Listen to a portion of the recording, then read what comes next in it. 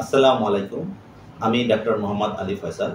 আমি বাংলাদেশ মেডিকেল ইউনিভার্সিটির orthopaedic surgery বিভাগের আর্থ্রোস্কোপি ও আর্থ্রোপ্লাস্টি ইউনিটে সহযোগী অধ্যাপক হিসেবে কর্মরত আছি।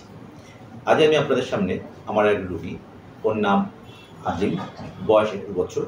ও 3 বছর আগে ব্যাডমিন্টন খেলতে যেয়ে ডান হাতে ব্যথা পায় এবং তারপর থেকে ও ডান হাত দিয়ে কোনো কিছু কাজ করতে গেলে মাঝে মাঝে ওর ডান হাতটা সরে যায়, রাইট শোল্ডারটা ডিসলোকেশন হয়। 3 বছর যাবৎ এই সমস্যা নিয়ে ভুগতেছিল এবং এই সমস্যা নিয়ে ও পরবর্তীতে ভারতের চেন্নাই ডাক্তার দেখায় এবং চেন্নাই ডাক্তাররা অপারেশনের পরামর্শ দেয়, কিন্তু ও চেন্নাই অপারেশন করে না, না করে ও বাংলাদেশে আসে।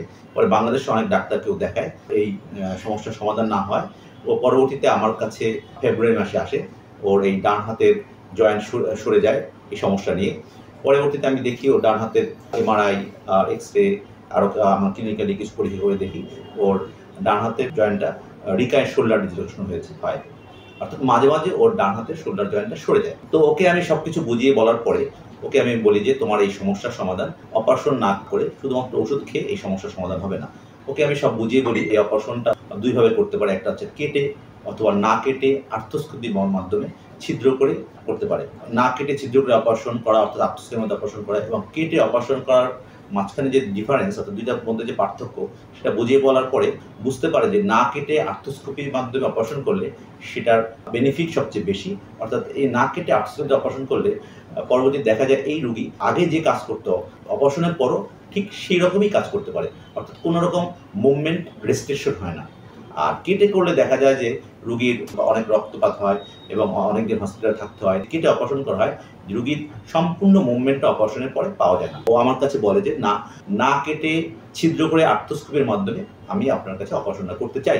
সেই পরামর্শে না কেটে আর্থ্রোস্কোপির মাধ্যমে অপারেশন করার জন্য ওকে ধানমন্ডি পপুলারে ভর্তি করাই। যেদিন ভর্তি করাই ওদিন অপারেশন করি, পরের দিন ওকে আমি ছেড়ে দিই। এখন এই অপারেশনের পরে ওকে আমি যেভাবে উপদেশ দিয়েছি ও আমার সেই উপদেশগুলো মেনে চলেছে এবং তার 2.5 মাস পরে আমি ওকে আজকে ফলো আপে আসছি।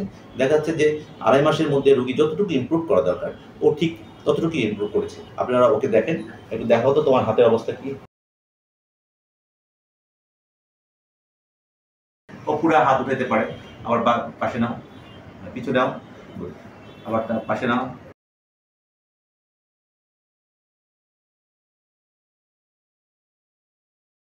ওর মাত্র 2.5 মাস হয়েছে এবং 3 মাস পরে আমি ওকে স্বাভাবিক কাজে ফিরতে বলবো এবং 6 মাস পরে ওকে আমি সব ধরনের কাজই অ্যালাউ করবো, অর্থাৎ 6 মাস পরে আশা করি সম্পূর্ণ ভালো হয়ে যাবে।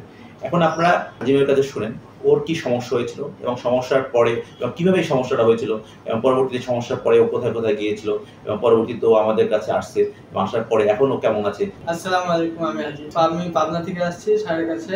আমি এটা 3 বছর আগে আমার ব্যাডমিন্টন খেলতে হয়েছিল, আবার মাঝে মাঝে ক্রিকেট খেললে কোনো কিছু থ্রো করলে আমার এই জায়গা থেকে সরে যাওয়াতে আমাকে ইন্ডিয়ায় বলছিল একজনে যাইতে। ইন্ডিয়ায় গিয়েছিলাম, তো ওনারা আমাকে অ্যাডভাইস করছিল, বলছে যে অপারেশন করতে হবে, অপারেশন ছাড়া এটা পসিবল না। তো আমি ওখানে না করে বাংলাদেশে করাতে চাইছিলাম, যেন এখানে থাকলে আমি এখান থেকে স্যারের সাথে পরামর্শ করে ঠিক করাতে পারবো। তো স্যারের কাছে আমি আসলাম, তো স্যারের পরামর্শ অনুযায়ী আমি স্যারের কাছে অপারেশন করেছি। এখন মোটামুটি ইনশাআল্লাহ আমি ঠিক আছি। যে আজিম ও চেন্নাই গেছিল ডান হাতে বারবার ছুটে যায় এই সমস্যা নিয়ে, চেন্নাই ডাক্তাররা ওকে অপারেশন করতে বলার পরে ও চেন্নাই অপারেশন করে নাই। ও বাংলাদেশের ডাক্তারদের উপর আস্থা রেখে ও বাংলাদেশে এসে আমার দ্বারা এই অপারেশনটা করিয়েছে এবং আমিও চেষ্টা করেছি যেহেতু যাতে ও সম্পূর্ণ ভালো হয়ে যায় এবং অপারেশন যদি ভালো হয়।